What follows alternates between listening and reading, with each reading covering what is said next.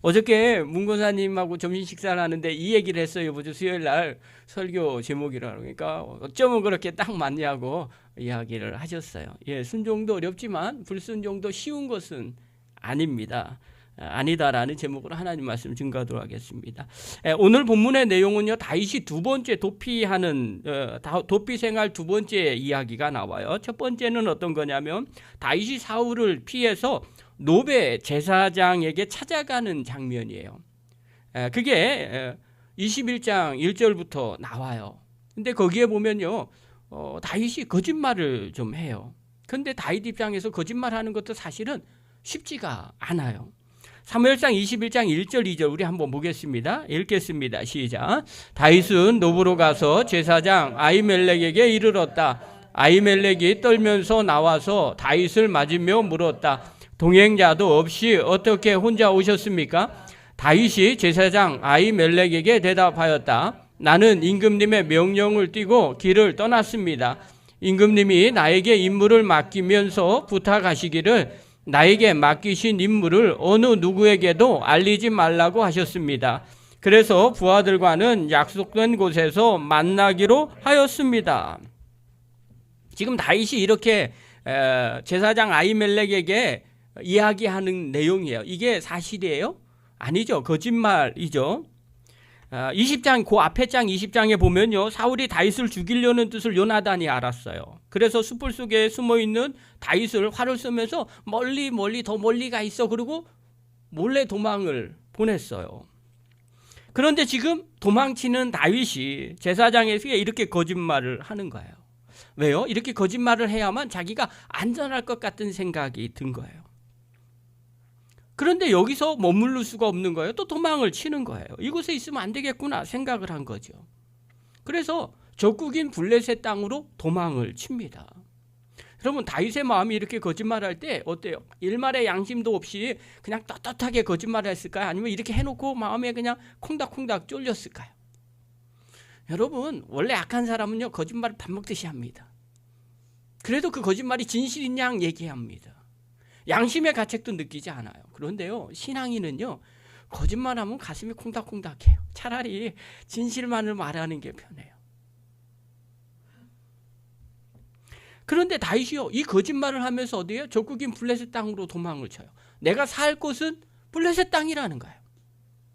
우리도 이럴 때가 있거든요. 내가 살 곳은 신앙인이 아니라 교회가 아니라 다른 데라고 생각해요. 그래서 다른 곳으로 도망칠 때가 있어요. 문제가 생기면 기도하지 않고요, 다른 것을 찾을 때가 있어요. 다윗이 그런 생각을 했어요. 그가 왜 그런 생각을 했냐면 거기에만 가면 안전할 것 같은 생각이 들은 거예요. 그런데 오늘 본문에 보니까 오히려 곤경에 처해요. 21장 11절 한번 봅시다. 우리 한번 읽겠습니다. 시작. 아기스의 신하들이 왕에게 보고하였다. 이 사람은 분명히 저 나라의 왕 다윗입니다. 이 사람을 두고서 저 나라의 백성이 춤을 추며 이렇게 노래하였습니다. 사울은 수천 명을 죽이고 다윗은 수만 명을 죽였다. 이 본문을 보면요, 다윗이 아마 깜짝 놀랐을 것 같아요. 왜냐하면 다윗은 자기가 스스로 나는 이스라엘의 왕이다 라고 생각해 본 적이 없어요. 지금 사울 왕 때문에 도망을 치는 거거든요. 그리고 블레셋 땅으로 몰래 도망 온 거예요. 여기 오면 그래도 안전하겠지. 그런데 이 적국의 신하의 입에서 나온 말이에요. 이 사람은 분명히 저 나라의 왕 다윗입니다. 이 소리가 오히려 다윗을 더 불안하게 만드는 거예요. 더 공경에 처한 거죠. 이 공경을 모면하기 위해서 다윗이 한 행동은 다른 게 아니에요. 다시 미친 척을 하는 거예요.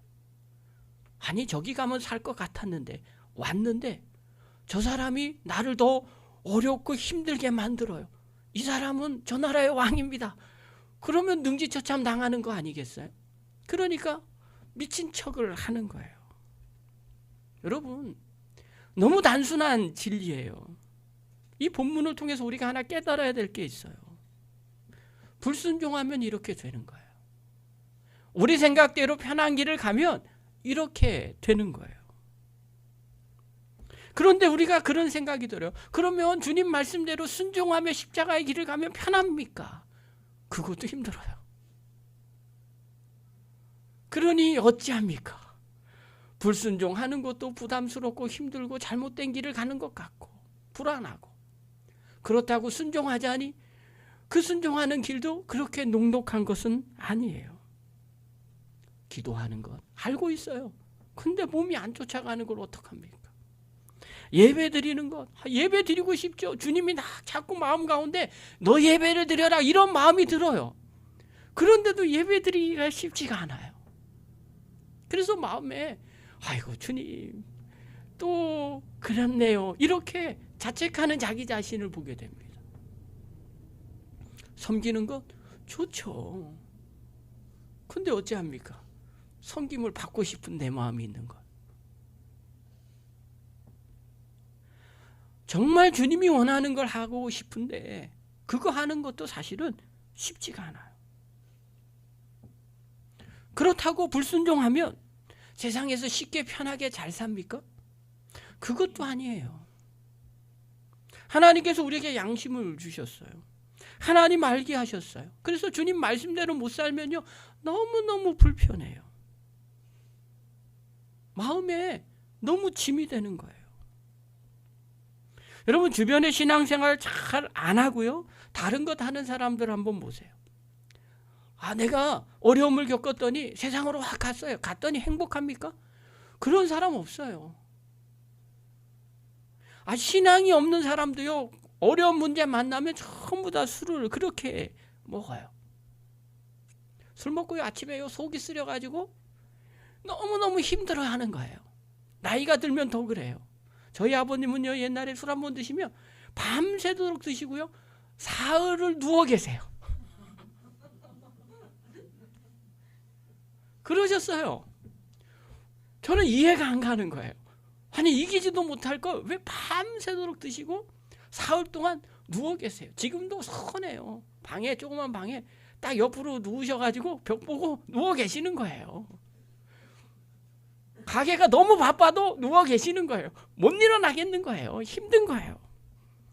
그러면 얘기를 하잖아요. 어렸을 때 얘기하는 거예요. 아빠 왜 그렇게 술을 드시고 그렇게 하세요? 그럼 하시는 말씀이 누가 먹고 싶어서 먹는 줄 알아? 하신 말씀이에요. 누가 먹고 싶어서 먹는 줄 알아? 세상 사는 게 그렇게 쉬운 게 아니야. 그때는 이해가 안 됐어요. 아니 뭐가 그렇게 어렵다고. 근데요 시간이 지나서 사는 게 보니까 진짜 쉽지 않은 게 보여요. 세상 사람들도요 술 먹는 거 행복한 것처럼 보이지만 그게 아니에요. 세상 사는 것 때문에 그러는 거예요. 녹록하지가 않은 거예요. 교인들을 보면요 어떤 사람이 제일 당당한지 아십니까? 하나님 앞에서 그냥 원하는 대로 하는 사람이 당당합니다. 거짓말 안 하고요 그냥 주님 하는 대로 하는 사람이 제일 떳떳하고 당당해요. 꺼리끼는 게 없으면요 당당해지게 됩니다. 그런데 누가 불편하냐면요 해야 하는지 다 알고 있는데 못하는 사람. 그런 사람은요 제 눈을 못 마주쳐요. 불안한 거예요. 알고 있어요. 눈을 쳐다봐도 뭔 내용을 할지 알고 있어요. 그래서 제가 지금 바닥만 보고 있어요. 내가 뭘 해야 되는지 다 아는데 못하는 내 자신을 발견하는 거예요. 마음이 그렇게 불편한 거 알아요. 왜요? 분명히 순종해야 되는 걸 알고 있기 때문에 그래요. 그러니까 그걸 하지 못하는 자기 마음도 답답한 거예요. 다윗도 마찬가지예요. 불순종하니까 미친 척 해야 되는 고통이 따르게 되는 거예요. 마음이 편했겠어요? 잠이나 제대로 잤겠어요? 얼마나 힘들었을까요? 야 괜히 왔다. 살려고 왔는데 이게 뭐야? 이런 생각이 들지 않겠어요? 또 신앙인은요 거짓말하면 정말 하나님 앞에 계속해서 걸리잖아요. 얼마나 불편했겠어요. 저는요 웬만하면 거짓말 자체를 안 하려고 하는 스타일이에요. 머리가 나빠서 외우기도 싫고요. 또 얼굴에 표가 금방 드러나요. 근데 이런 사건이 한 번 있었어요. 저희 고등학교 때는요 그냥 11시까지 무조건 야간 자율학습을 했던 시기예요. 근데 자율학습을 날마다 하는 게 그때 젊은 남자 학생이니까요. 쉽지가 않은 거예요. 그래서 가방만 두고 몸을 쉬는 시간에 빠져 나와서 친구들과 오락실에 갔어요. 그리고 시간을 맞추어서 다시 들어가는 거예요. 그거를 원래 안 하는 스타일인데 저는 그냥 앉아 있으면 그냥 앉아서 딴짓하고 딴 생각하는 것들 좋아해요. 그러니까 굳이 바깥에 안 나가도 되는데 친구 따라 나간 거예요. 그래서 나갔거든요. 그리고 시간 맞춰 다시 들어오면 된대요. 그래서 그 생각을 갖고 시간 맞춰 들어오려고 하는 거예요. 근데 오락실하는 오락 내내요. 집중이 안 되는 거예요. 계속 마음 가운데 걱정이 되는 거예요. 왜냐하면 시간 맞춰서 들어가야 되는데 그 쉬는 시간을 딱 맞춰갖고 들어가야 되는데 만약에 못 맞추면 큰일 나거든요. 그러니까 오락실하는 내내 계속 마음에 부담이 들고 걱정이 돼요. 근데 제 친구들은 하나도 걱정을 안 해요. 그리고 선생님 눈을 피해서 복도 끝에 선생님이 한 분이 앉아 계셨거든요. 관리하는데 그 눈을 피해서 들어가는 거예요. 2시간 딱 빼먹었거든요. 근데요, 오락실 내내 행복하지가 않고 너무 불편한 거예요. 그리고 안 혼나고 들어갔어요. 그리고 제가 그때 깨달았고 다짐한 걸 지금까지 지켜요. 차라리 잠을 자더라도 교실에서 자자. 그때 이후로 제가 그랬었어요. 그냥 정해놓으면 그냥 그 시간에 거기서 잠을 자던 뭘 하던 그렇게 하자는 거예요. 그러니까요, 마음이 너무너무 편한 거예요. 여러분, 어차피 순종하는 것 되게 힘들어요. 근데요, 불순종하는 것도 힘들어요. 그러면 뭘 선택할 거예요? 어차피 힘들어요. 순종을 선택하시겠습니까? 불순종을 선택하시겠습니까?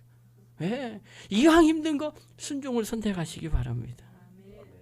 오늘 본문에 보니까요, 블레셋이 반복적으로 나와요. 블레셋. 블레셋은요, 해안가에 살던 해적대와 비슷합니다. 이름도 블레셋은요, 바다의 백성이라는 뜻을 갖고 있어요. 이들이 거하는 곳은요, 해적 그리고 바닷가에 주로 있고요, 산이 많은 지역이기 때문에 농사가 별로 안 됩니다. 그래서 식량을 구하기 위해서 애굽으로 가서 식량을 탈취해 갖고 오거나 아니면 이스라엘이 곡식을 거두는 그 시기가 되면 블레셋이 쳐들어와서 그 곡식을 가져갑니다. 그런데 이 사람들은요, 블레셋이 애굽 쪽으로 갈 때는 이스라엘이 편합니다. 왜냐하면 그쪽으로 사람들이 가 있으니까 백성들을 다 그쪽으로 가서 노력을 해와야 되니까 이스라엘 백성들을 괴롭히지 않는 겁니다. 그런데 거기서 끝나서 이쪽으로 와 있으면 틈나면 이스라엘을 괴롭히게 되는 거죠. 그래서 강해지는 시기가 애굽에서 돌아온 시기가 블레셋 사람들에게는 강해지는 시기입니다. 다윗이요, 이때 적국의 땅으로 도망을 갑니다. 아까도 얘기했지만 간 이유는 다른 게 아니에요. 편해지려고 가는 거예요. 그런데 오히려 더 어려움을 겪게 돼요. 그래서 늘 생각하는 거예요. 이왕 할 거면요, 순종하면서 힘드는 게 훨씬 낫다는 거예요. 이게 영원히 사는 길이고 축복을 누리는 길이라는 거예요. 자, 그렇다면 우리 인생 가운데요, 이렇게 우리가 잘못된 길을 걸어갔을 때 하나님께서 우리에게 불순종을 깨닫게 해주셔서 다시 돌아오게 하는 그런 사인들이 있다는 거예요. 오늘은 그걸 2가지를 살펴볼게요. 첫 번째가 뭐냐면, 하나님의 백성이 불순종할 때 때로는 불순자 입에서 깨닫게 될 때 돌이켜야 된다는 겁니다. 오늘 본문 11절을 한번 다시 한번 봅시다. 우리 한번 읽겠습니다. 시작. 아기스의 신하들이 왕에게 보고하였다. 이 사람은 분명히 저 나라의 왕 다윗입니다. 이 사람을 두고서 저 나라의 백성이 춤을 추며 이렇게 노래하였습니다. 사울은 수천 명을 죽이고 다윗은 수만 명을 죽였습니다. 이 말을 지금 누가 얘기하냐면요, 아기스의 신하가 말을 하는 거예요. 이 사람은 그 땅의 왕 다윗이 아닙니까? 이 말 때문에 다윗이 자각을 하기 시작한 거예요. 충격을 먹은 거예요. 다윗은요, 지금까지 오면서 자기가 이스라엘의 왕이라는 생각을 해본 적이 없어요.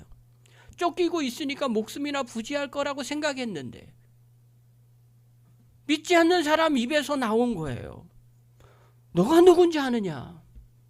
너는 이스라엘의 왕이라는 거예요.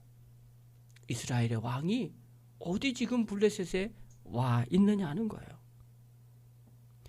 다윗은요, 자기가 쫓기는 거, 목숨 때문에 목숨 구걸하려고 수단과 방법을 가리지 않고 거짓말하면서 도망쳐 온 거예요.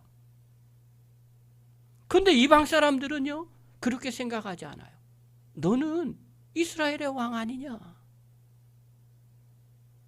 여러분, 우리가 이럴 때가 있어요. 나는요, 살려고, 그래도 나는 내 한 몸 지탱하려고 나도 거짓말도 하고 나는 세상으로 나가고 신앙 버리고 세상에서 잘 먹고 잘 살려고 생각을 하고 있는 거예요.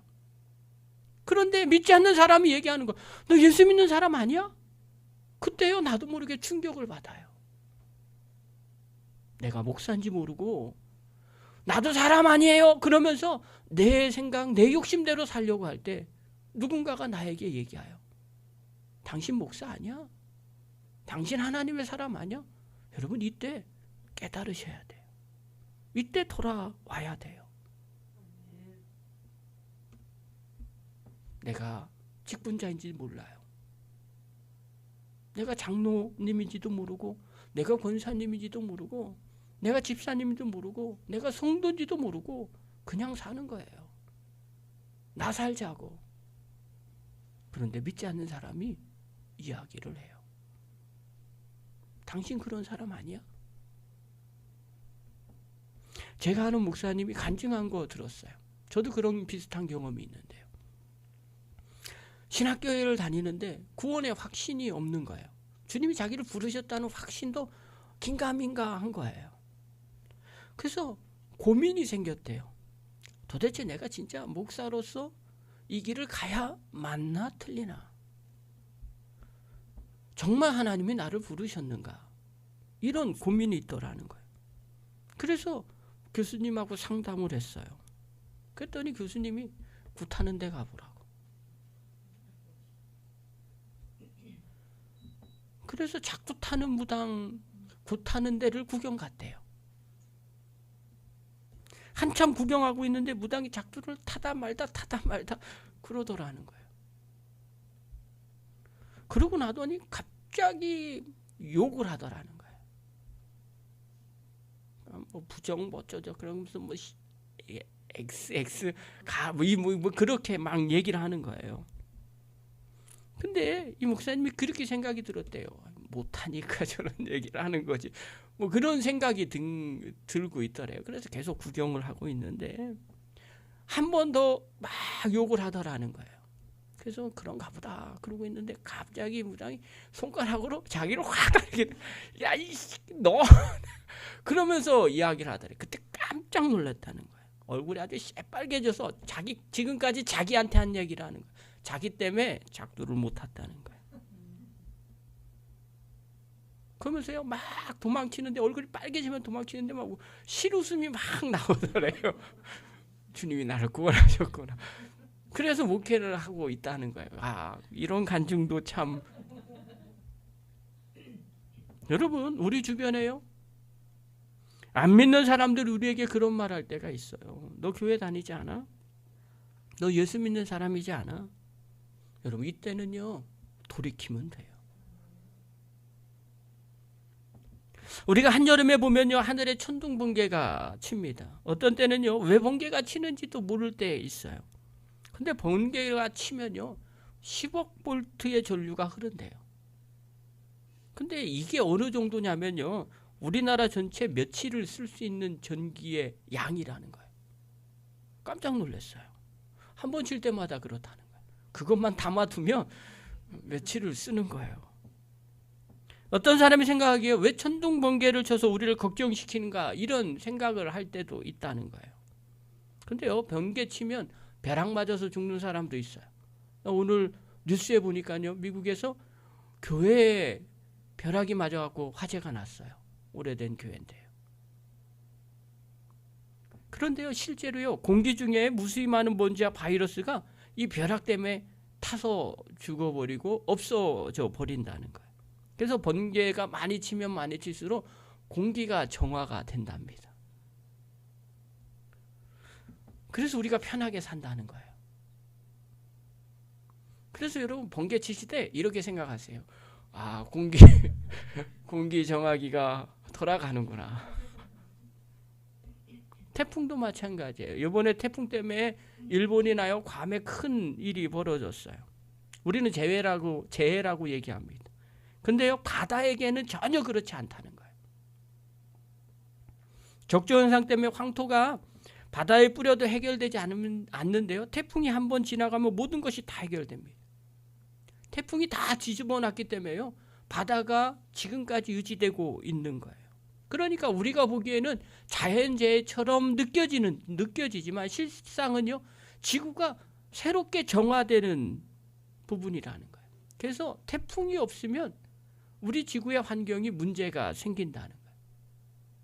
그래서 태풍이요. 진짜 축복이라고 말하는 거예요. 여러분 우리의 마음도 마찬가지예요. 여러분 답답할 때 있어요. 무기력할 때가 있어요. 그래서 주의 말씀대로 순종하고 싶지 않을 때가 있어요. 또 순종하면 너무 힘들 때가 있어요.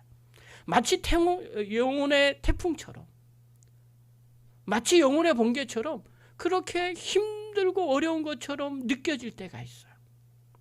그런데 그것이 우리를 새롭게 만들어요.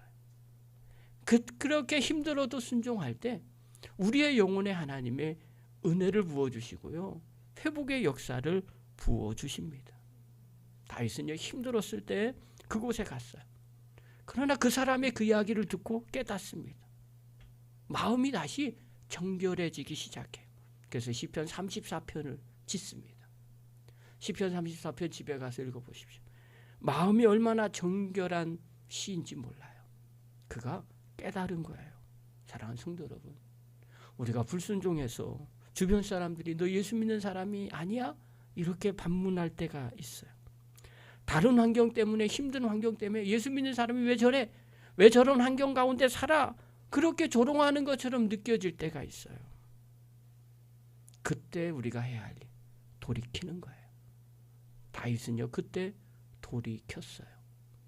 그리고 자기가 누군지를 깨닫게 됩니다. 저와 여러분이 그렇게 돌이키는 믿음의 종이 되기를 간절히 축원합니다.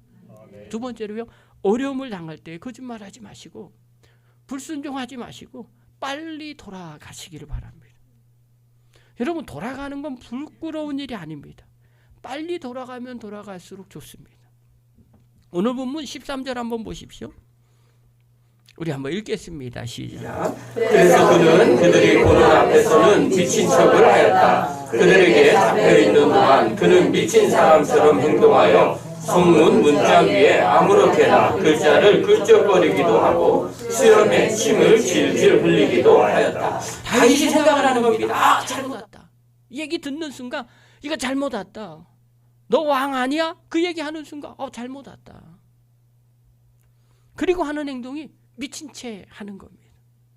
왜냐하면 빨리 모면하고 다시 돌아가야 된다는 생각이 들었기 때문에 그래요.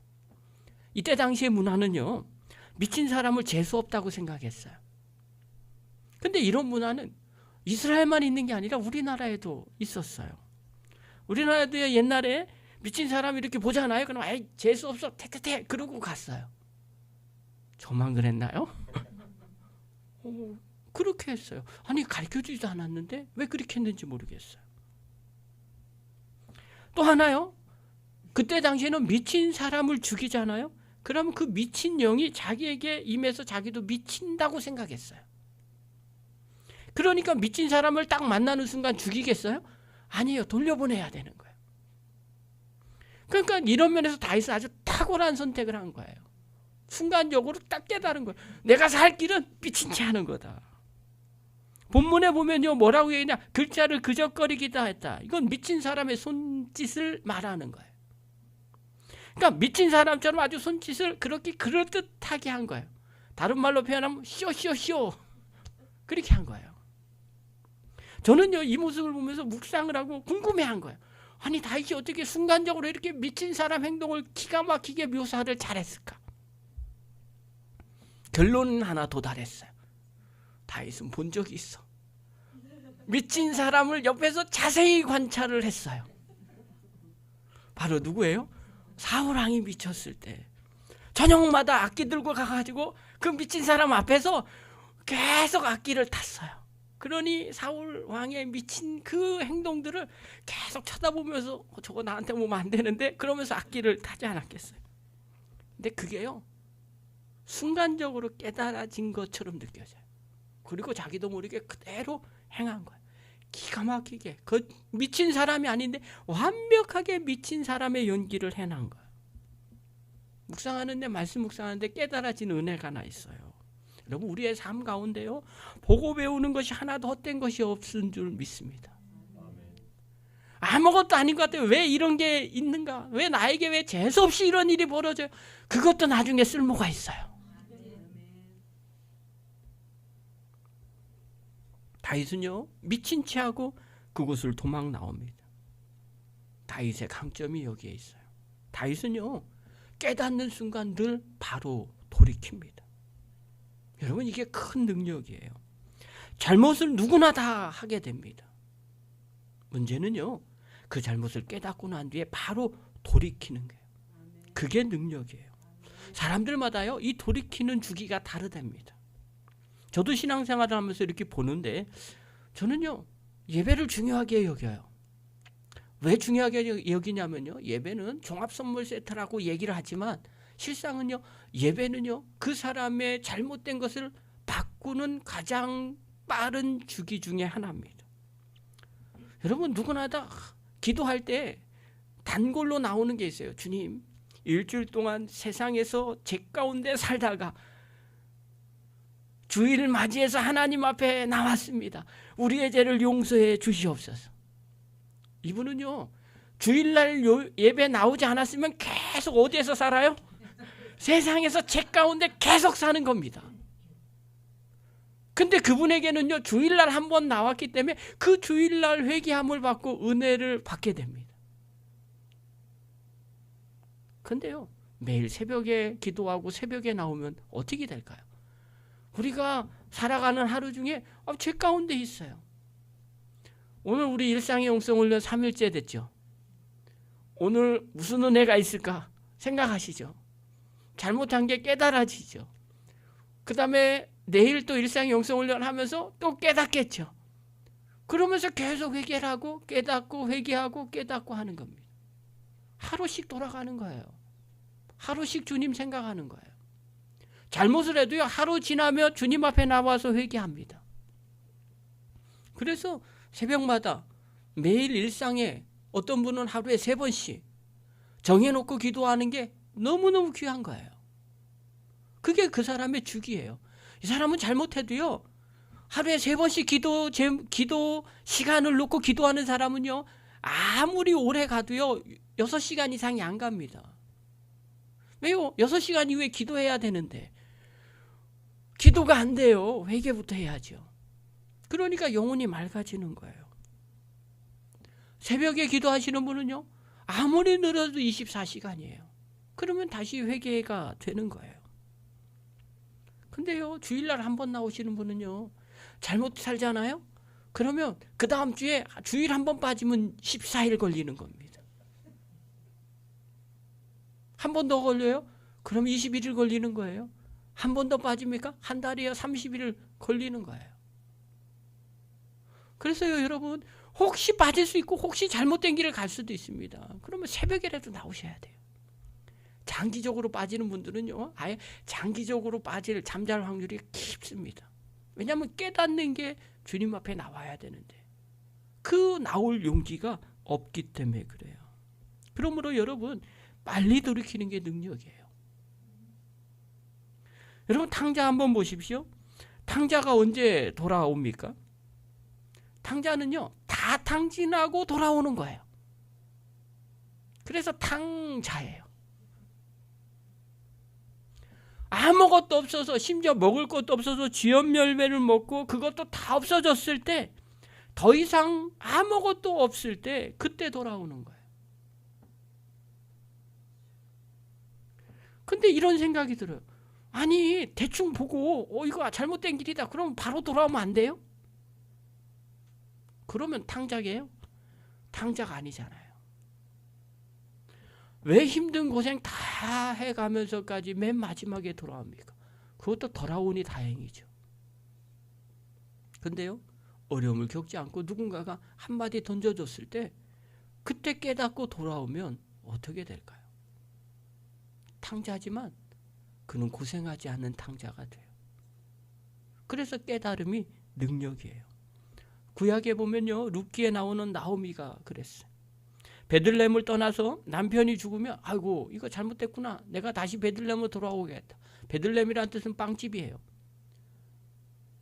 다시 그곳에 돌아와야 되겠다. 그래야 영혼의 양식을 먹을 수 있다라고 생각했으면 얼마나 좋을까요? 그런데요, 남편 죽고 그곳에서 계속 있어요. 그러니까 자식들도 다 죽어버려요. 그러니까 그제서야 돌아오는 거예요. 아무것도 없으니까 그제서야 돌아오는 거예요.